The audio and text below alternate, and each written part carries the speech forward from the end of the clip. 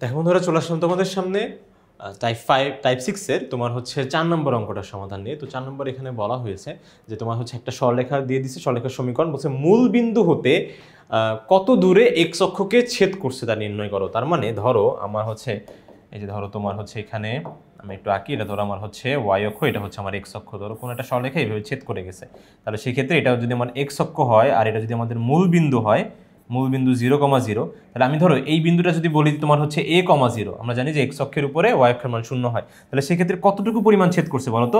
এই যে a পরিমাণ কিন্তু ছেদ করছে। দেখো এই যে এই এতটুকু অংশ কি a গেছে না? তাহলে কিন্তু আমাকে অবশ্যই বলো তো ছেদবিন্দুটা যদি একবার পেয়ে যাই তাহলে কিন্তু আমি পেয়ে যাবো যে আসলে এক্স অক্ষকে কি পরিমাণ ছেদ করছে, ঠিক আছে, কতটুকু পরিমাণ। এখানে এই জায়গায় 2 হতে পারতো, তাহলে 2 একক পরিমাণ। তাহলে এখানে আমাদের কত একক পরিমাণ ছেদ করছে আমরা যদি বের করতে চাই, তাহলে সেই ক্ষেত্রে অবশ্যই ছেদবিন্দু বের করতে হবে। তাহলে যখন আমাদের এই সরল রেখাটি তোমার হচ্ছে এক্স অক্ষকে ছেদ করবে, তো ওর ওয়াই অক্ষের মান কত হবে বলো তো? 0 হবে। এক্স অক্ষকে ছেদ করলে ওয়াই অক্ষের মান কত হবে? 0 হবে। যে দেখো এই যে তোমার সমীকরণে না এক্স মানে এক্স অক্ষ, ওয়াই মানে ওয়াই অক্ষ, তাহলে যে এই বিন্দুতে, যে এই পার্টিকুলার বিন্দুটাতে তোমার হচ্ছে ওয়াই অক্ষের মান কত?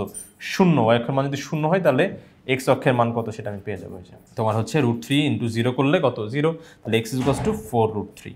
তার মানে অ্যাকচুয়ালি আসলে হচ্ছে এই বিন্দুর স্থানাঙ্ক তাহলে কত হচ্ছে বলো তো? 4√3,0, তাই তো? আমি এখানে হচ্ছে লিখবো 4√3, তাহলে 4√3,0। তাহলে কি পরিমাণ ছেদ করছে বলো তো? এই যে দেখো এখান থেকে মূল বিন্দু থেকে আমি 4√3 পরিমাণ গেছি, তাহলে তোমার এখানে অবশ্যই কি হবে বলতো? 4√3 পরিমাণ ছেদ করছে, দেখতে পাচ্ছ?